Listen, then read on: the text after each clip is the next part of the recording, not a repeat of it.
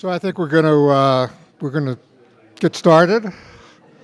Try to keep on some sort of a schedule, at least at the beginning. So I want to welcome you all again. It is great to have you all here. For those of you who were here last year, we heard two talks on the first day.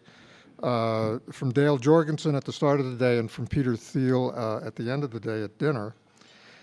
Dale has done path-breaking work documenting the contribution of information technology to productivity change. And Peter's talk, in contrast, was generally pessimistic in its assessment of where the U.S. is with respect to innovation, despite our success in IT.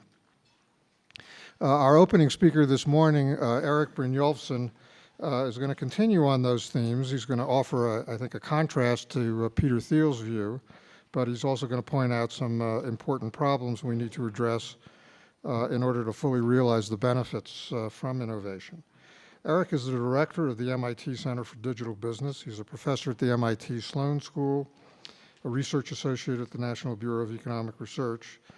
His research examines the effects of information technologies on business strategy, productivity, and employment. Business Week has profiled him as an e-business visionary, and he's a director or advisor for several technology-intensive companies.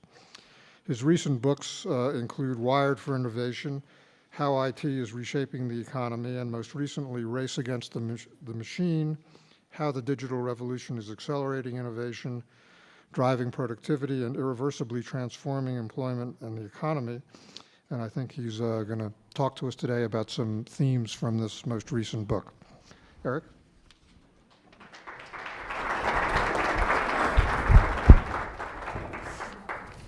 Thanks, Tom. I'm delighted to be here, and actually I will exactly pick up on some of those themes that he mentioned. Dale Jorgensen talking about some of the productivity growth, and Peter Thiel some of the pessimistic areas. And what I really want to discuss is what I consider the great paradox of our age, which these guys to some extent embody, and that is that productivity is at an all-time high. Innovation has never been better. Trillions of dollars of wealth have been created in the past decade, more than in every other period in human history.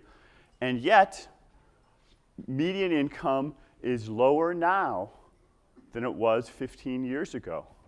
The employment to population ratio is near an all-time low. People are more pessimistic than they have been in a long, long time. So how can it be that we simultaneously had this explosion of innovation, productivity, and wealth creation, and yet the typical worker feels worse off and objectively is worse off than they were before? I'm going to argue that both parts of this paradox actually have a common cause. These are not two separate phenomena that are going different directions, but in fact, they are part of a broader story that is happening over the past decade or so. And what's more, it's my belief that what we've seen in the past decade is just a harbinger of even bigger changes in the next decade. The driver behind these enormous changes, there are many, of course, but the fundamental driver that I'm going to emphasize is rapid advances in digital technologies. Digital technologies have raced ahead, enabled a lot of innovation, and massively increased the productivity that we all share in. However, the average worker and our organizations and institutions are not keeping up. People change much more slowly than technology. This has created a mismatch, a growing mismatch between what the technology demands and what people are able to deliver. And this mismatch is causing enormous disruption. And a lot of people, not just a small minority, but even up to and including the average worker, the median worker, are being left behind by this disruption. So let me show you a little bit of the data that we have on this to give you a sense of what I'm talking about. And then what I'd very much like is for you, I've left some time for questions for you to give me your own ideas, your opinions about whether this rings true to you, and also maybe even but you can suggest some possible solutions or things that we should be doing to address these problems. So first, some good news. GDP is again at an all-time high. Corporate investment is at a high. Profits after tax at a high. We're doing quite well on a lot of traditional measures, even though it feels like we're in a slump. And one of the reasons that it feels like we're in a slump is that the employment to population ratio, that red line, is falling and kind of hitting the floor there. And although there has been some moderately good news on the employment front recently in terms of lower unemployment, if you look at it more closely, most of that doesn't come from a bigger share of the workforce working. It comes from a lot of people dropping out of the workforce. So we still have a very low share of Americans working these days. So those are the two of the different trends. Another way to look at it is what's happened to employment over this past decade compared to other decades. So each of those lines represents a different decade, from the 40s, 50s, 60s, up to the most recent decade, the 2000s. And as you can see, one of them is not like the other ones. Most of them have significant growth over the decade, 20 to 30 to almost 40%. But the bottom one there, the last decade that we've gone through, actually ends with fewer people working than there were at the beginning of the decade. And you'll note that it was subpar even before the Great Recession, that dipped for the last couple of years there. But even before that, you could tell that something was kind of out of whack with employment to population, and actually this is the total number of people working. Another thing you could look at is what's happened to median income. And this has also stagnated since about 1997 or so. The median worker, the person at the 50th percentile, half the workers make more, half make less, is actually earning less today than he did 5, 10, even 15 years ago. You can see that in the chart here.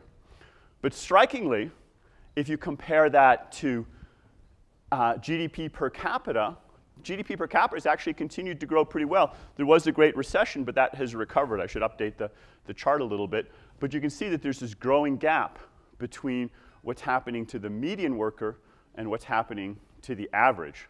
Now, that may seem like a mathematical impossibility, but if you think about it a little bit, the average and the median are two different numbers, and it's quite possible for the average to go up without the median going up if there are some people who are getting enormous gains and they're not at the 50th percentile. And that's pretty much what's been happening. So what's going on? Let's understand a little bit about what's been driving this and what's going on. Now, there are a number of different stories out there. Paul Krugman writes twice a week about how we're not doing enough to get ourselves out of the recession. And he's right. There's been an amazingly bad recession, the worst one since the Great Depression. And a big part of the story is, in fact, that we have a business cycle problem and we're not recovering from that rapidly enough. And I do think that's a big part of it, but I don't think that's the whole story, because I showed you that even before the Great Recession, things were subpar. This is not just the past 2 or 3 years or 4 years. This is something that's been going on for over a decade. So there's something more going on.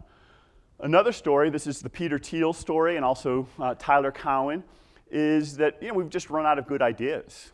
That we, for a couple hundred years, we were lucky. We had all sorts of great ideas about how to innovate, and lately people just haven't been as innovative anymore. And while I do think there's some long-term structural problems, I just don't find this hypothesis that compelling. Being at MIT, or if you visit Silicon Valley, or if you visit many places in America and throughout the world, you see an explosion of innovation and creativity.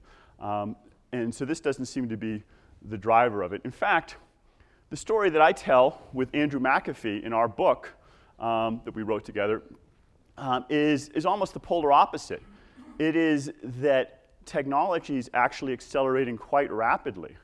So rapidly, in fact, that people aren't keeping up. Their organizations and skills are not adjusting rapidly enough to keep up with Moore's law and the improvements in telecommunications and the improvements in big data and robotics and machine learning.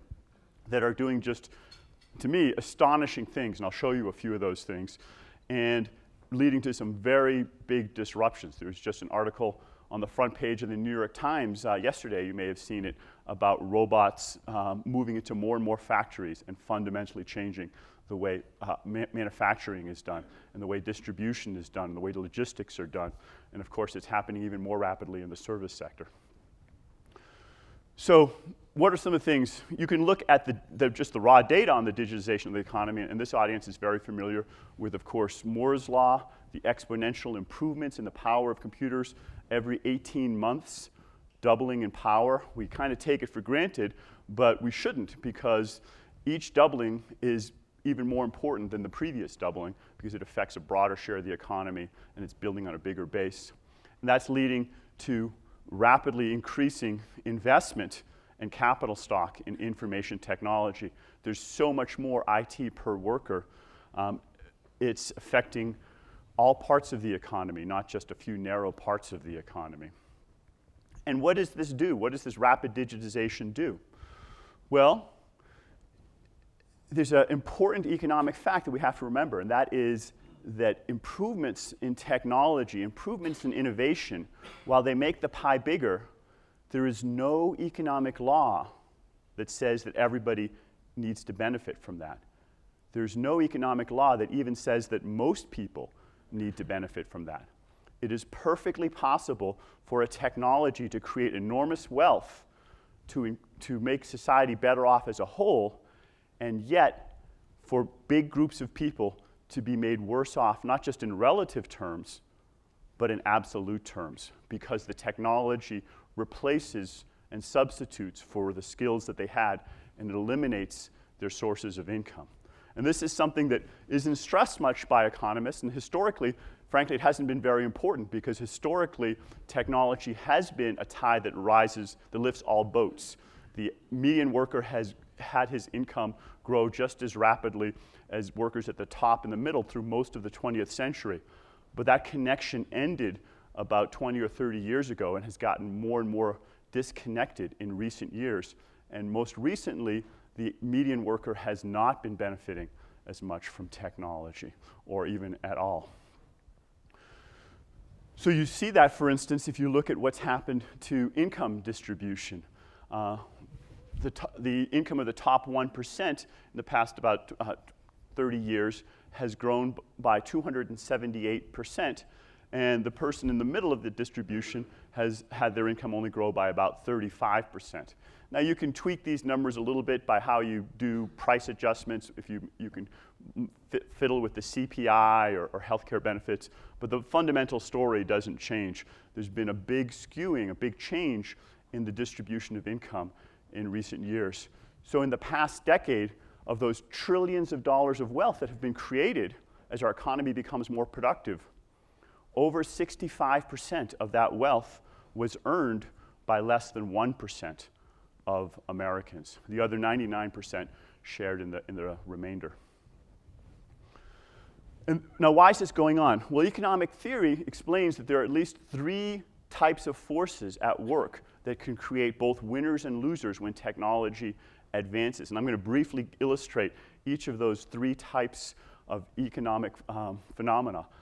The first one is the gap between high-skilled and low-skilled workers. Economists call this skill-biased technical change, and it's been widely studied. I see Tim Bresnahan here, and many others have studied the work on skill-biased technical change, and I think it's been fairly well documented.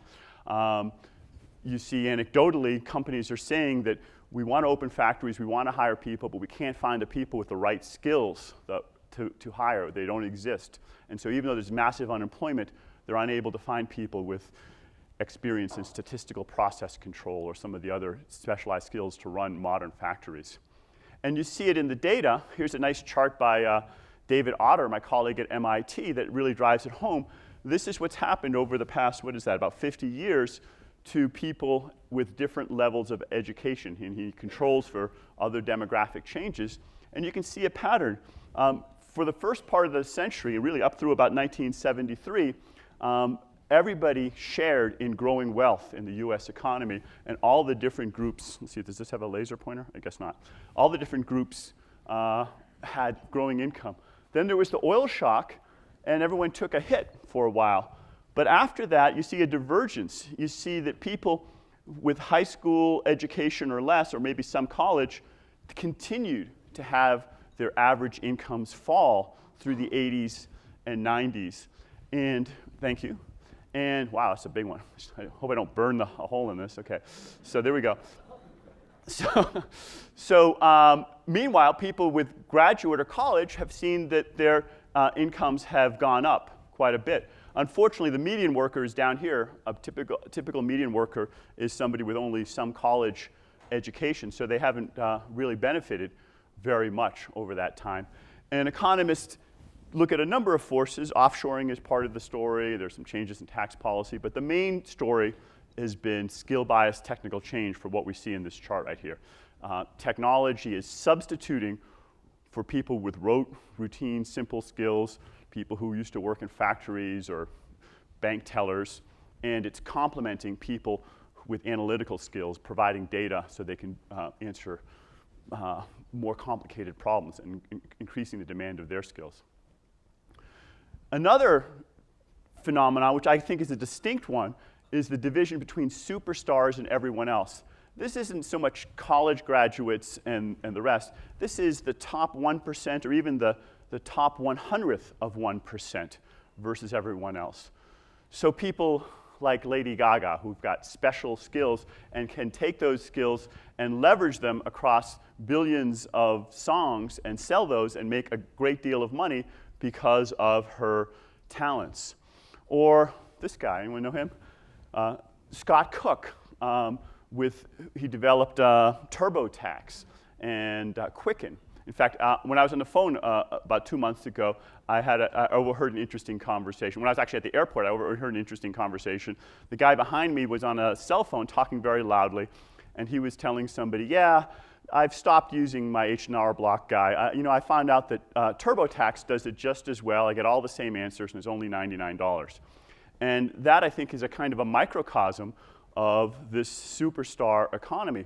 What's happening is that hundreds of thousands of tax preparers are finding that their skills are not needed in a world where someone can write a piece of software like TurboTax that has all the rules, maybe even more rules than they know, embody them in a piece of software, replicate that tens of millions of times, and sell it for $99. The net result is what? It's much more productivity, it's much more efficiency, it's much more ease of use. So the economy has increased in a lot of wealth, but there's also a redistribution.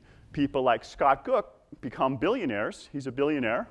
But those H&R Block tax preparers find that the demand for their skills isn't very high anymore, and they maybe need to find something else to do. And even regular mainlines, not just software and music, even CEOs in traditional companies. This is Larry Merlo. We did a study, Andy and I did, of what was going on at CVS. He runs CVS. Larry introduced some interesting new software in his company that does prescription drug ordering. And it reorganized the way people would take the orders. And I won't go through all the details of how it worked, but the net result of it was that they took a very inefficient process and made it much more efficient. And so they first rolled it out in one drugstore and got it to work successfully there, dramatically increased customer satisfaction from 86% to 93%. But the interesting thing is once they had it installed in this one location, what did they do? They replicated it to 4,000 other locations.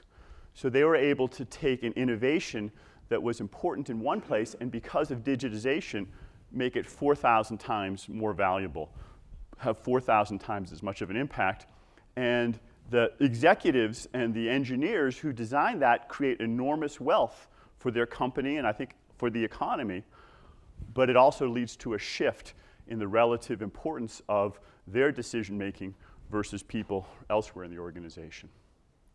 So the net result of what we've seen is that superstars have gotten a much bigger share of the economy. People, in this case, look at this. This is not the top 1%. This is the top 100th of 1%. And that is at an all-time high. They used to earn less than 1% of the nation's income, and now it's over 6% and rising.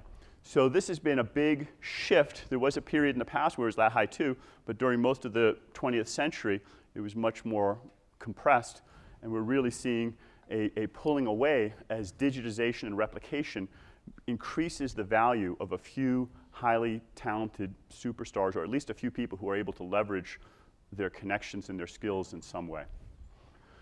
And last but not least, there's been a big shift in the relative importance of capital versus labor.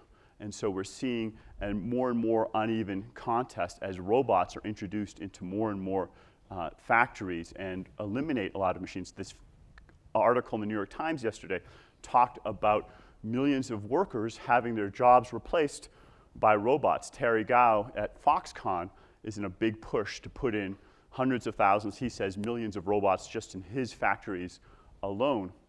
If he succeeds in doing that, and I think there's a good chance he will, those factories will be more efficient. They will produce more output at lower cost, productivity will be higher, but there will also be a profound shift in the way that the factors of production are rewarded. Capital will be relatively more important, labor will be relatively less important, and although capital ultimately is owned by humans, it's owned by a different group of humans than the ones who provide labor, and therefore we're going to have a reallocation, and we are having a reallocation of income as a result of that. And you see that already in the data. I showed you early on that corporate profits are at an all-time high. Those of us who don't own big corporations may not notice how well the economy is doing profit-wise, but it is actually doing quite well. But the red line is what's happening to the share of income going to labor. It was fairly steady, bounced around, but it was bounced around for much of the 20th century, and you can see it's sort of falling off a cliff here. Fell all through this. It rose a little during the recession, then it's fallen again quite a bit. So we are really seeing that the share of GDP going to workers is going down quite rapidly, which reflects this change that I just described to you, even as profits are soaring. So that's what's happened so far. Interesting as that is, I want to make the case that we ain't seen nothing yet, that the technologies that are already in the pipeline are going to lead to even bigger changes in the next 5 or 10 years. So let me touch on some of those briefly, and I'd love to have your comments and questions. There was this terrific book that I encourage you to read, written by Frank Levy and Richard Murnane, colleagues of mine, that I assigned to my students. And it made a very compelling story about the things that humans could do well and the things that machines could do well. It was written back in 2004. One of the stories they told was about driving a truck, like a bakery truck. They said that, it's difficult to imagine a machine ever be able to drive a bakery truck. There's just too much information coming in from the street lights and people running across the street, and you have to consider so much different information to drive a truck or a car that's a good example of something that machines may never do, but humans have a unique capability. Well, those of you who have been paying attention to the news know what's on my next slide. So Andy and I were out riding around, and we've got these huge grins on our faces because we just finished riding around in Google's self-driving car, driving down Route 101. There it is behind us. It's got the LiDAR on the top of it, and it drives down the road with no human driver. It's doing all those things that Levy and Murnane said would be difficult to imagine a machine ever doing. That they responded to the DARPA Grand Challenge to create this car. It's a number of other people. In 6 short years, they were able to take something that seemed impossible, or at least difficult to imagine, to be precise, and make it a reality. Another example is what we see with IBM's Watson. So you guys may remember IBM's Watson playing Jeopardy. We had those guys come to our class, and we had them play a hand-picked set of our best MBA, MIT students and some of the best Harvard students in a 3-way contest playing Jeopardy. Well, our best students could not compete with IBM's Watson. This chart is one of the scariest ones that I saw that these guys presented when they came to my class. This is Watson's relentless progress in terms of being able to answer questions. To be a good Jeopardy player, you want to answer a lot of questions, and you also want to answer them accurately. When Watson first started, it wasn't very good. It only got about 20% of the questions correct. But a year later, it was doing much better, and each of these lines is a successive iteration of Watson's software. And you can see just kind of relentlessly, inexorably marching up to the upper right corner there. What are those little dots there? Those little mosquito-like dots, those are humans. Those are the performance of humans. They have a record of every person that's ever played Jeopardy. And these are, in fact, Jeopardy champions on TV. The red dots are Ken Jennings, the guy who seems to have been genetically engineered to play Jeopardy. He won 74 games in a row. So you can see he's really quite impressive, better than all the other humans on average. And when they came to my class, Watson could beat Ken Jennings on a bad day, but really wasn't as good as Ken Jennings when he was really on. Well, but we know what happened eventually. They went on TV, and they played against Ken Jennings, and ultimately Watson got 3 times as much money in the Jeopardy tournament as Ken Jennings. Ken took it in stride, though. For the very last question, after he got the answer, he said, "I, for one, welcome our new computer overlords." So I guess he had the right attitude there. So looking at time, I'm going to skip ahead a little bit here and just say that we've got a challenge ahead of us here that is really important. Digital technologies will continue to accelerate because of Moore's law and because of other technologies that are improving very rapidly. We can be very confident that what we've seen is going to continue, in fact, become even more important in the next 5 or 10 years. These technologies that we're seeing that are just in the pipeline are going to become more pervasive. I should let you know that when IBM built Watson, they didn't build it just to win $75,000 at Jeopardy. Watson is applying for jobs on Wall Street, and it's getting those jobs. It's applying for jobs in call centers, and it's getting those jobs. It's applying for jobs doing medical diagnosis. Watson is doing a whole set of other types of skills that are affecting all sorts of jobs, not just Jeopardy competitors. But our skills and organizations are lagging. We're not keeping up. We're having relatively slow changes in that. Jan Tinbergen described the history as a race between technology and education. In most of the 20th century, Americans did very well in that race, investing heavily in education and kept ahead of technology, and we all prospered.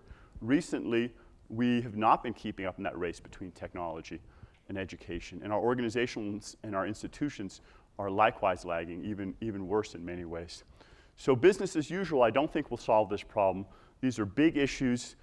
There's a lot of wealth being created, so in a way it's good news that we have all this productivity, but we haven't addressed some really fundamental issues in terms of the mismatch between technology and skills, and that's something we need to do going forward.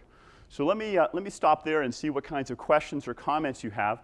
I have a set of my own proposed solutions that are in the book. I'm not going to go through those now, but you can read those in chapter 4. But perhaps we have some time for some Q&A now. Maybe just a couple of questions.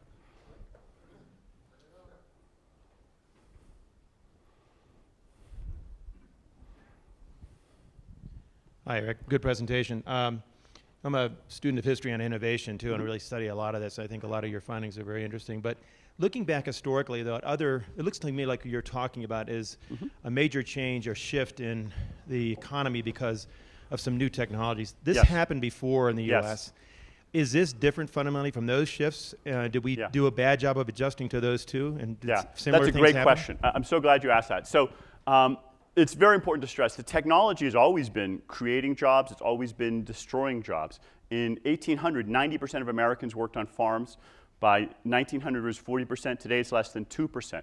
All those people didn't become unemployed. They found new jobs. And the way they found new jobs is that whole new industries was created. It wasn't that we found other ways for them to work in agriculture, but Henry Ford and Thomas Edison and Steve Jobs and lots of other people helped create entire new industries, and those re-employed people. What's happening now is that there's been creative destruction but the jobs that are being automated seem to be happening faster than new people are creating jobs. This is a great time to be an entrepreneur. There's lots of opportunities.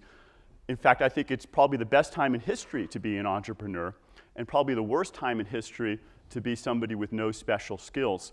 But as good a job as those entrepreneurs are doing, they're not creating jobs fast enough. What's different? I think the big part of what's different is the technology change this year is happening at a greater scale and speed than it did before. Moore's law is a lot faster than what happened with the railroads or earlier technologies, if you just look at it quantitatively. And it's affecting a broader set of the economy. 60 to 70% of Americans are information workers, so it's not just a small area. You know, when agriculture was automated, it took a couple centuries. Automatic threshers eliminated 25% of the workforce in the 1800s, but that took 40 years. Now we're looking at something happening much faster to a much broader set of the workforce, and we're simply, in my view, not keeping up fast enough. Yep. Right. So I'm curious because this was Marx's prediction back in the mid-19th century. Was you know, you get into the endless cycle of improvement that eliminates the jobs of the workers and ultimately leads to the collapse of capitalism. So, you know, I understand you have more elaborate discussions of what we could do in the book, but what does this tell us about, you know, capitalism and the nature of capitalism? You know, is this Marx actually now having the last laugh, you know, a century and a half later? Well, I don't want to get into Karl Marx, but what I will say is that you're right. People have been making these predictions for a long time, as we've been saying, and generally we've been able to create new jobs fast enough. The data suggests that right now, the people who don't have a lot of advanced skills or a lot of education are having a harder and harder time finding jobs. The demand for that labor is rapidly falling. Now, one possibility is for their wages to fall rapidly enough that they stay employed, but I think there are limits to how rapidly we can let those wages fall. Do we need a total reinvention of the way capitalism works? In the book, we're not that radical. In the book, we basically say, at least for the next decade or two, if we double down on changing the way education is done, if we double down on changing the way entrepreneurs are able to create new industries, that we can keep ahead of this for a while. Now, if you spin it forward 30, 40 years, then I think my answer might be differently. But I think in the sort of the short, medium run, we can do a lot working within our existing system. Frankly, a lot of stuff that we used to do 30 years ago that we're not doing anymore to, I think, regain part of the edge. If there's one more. How's All that, right. Mike? Okay, Yeah. this is the last question because we're kind of a little behind. Since I have the capital, I get the. Yes, you control got the it. means of I control talking. the means of production. So in 1800, the work week was 70 hours. In 1900, it was 60 hours. Yeah. In the 50s, it was about 40 hours. Now I think we're at 37 or 38 hours. Right. So why wouldn't we think that this ongoing process of increased leisure will be the natural accompaniment to this technological development? Well, there has been a lot more leisure, but it's been concentrated in about 8.3% of the population, the unemployed. So I think one of the issues has been that our current system hasn't come up with a very good way of evenly distributing the leisure and the work. But I think this is a great point. A really fun little short essay that I encourage you to read was written by John Maynard Keynes, not about the business cycle, but about this question here. He called it Economic Prospects for Our Grandchildren. And he made two predictions. One was that over the next 100 years, speaking in 1930, we would have enormous increases in wealth. He just extrapolated, and he pretty much hit it spot on. In fact, if anything, the economy has been growing even faster than he predicted. So we are even much wealthier than Keynes imagined. To him, the amount of wealth that we have today is just unimaginably rich. And this was more than the lords and princes of England had back in the 1920s and 30s. So he made a second prediction, which was that people with that much wealth, well, obviously they're going to mostly just enjoy leisure. They'll be working maybe 10, 15 hours a week. They'll do a lot of fox hunting and prancing around, and there won't be a lot of people slaving away 40 hours a week. Why would you do that if you if you were that wealthy. So he looked to the wealthy of his era to see what would happen. On that second prediction, well, he didn't seem to be quite on target. And that's a little bit of a puzzle to some economists, is why when we have so much more wealth, we continue to have a pretty long work week, at least for those of us who are working. And maybe one of the ways of addressing some of these issues would be to see if we could rebalance in some way. Well, there's lots more we can do to talk about this. I'll be around for the next couple days, and I look forward to getting your comments and suggestions and trying to solve this problem together. Thanks very much.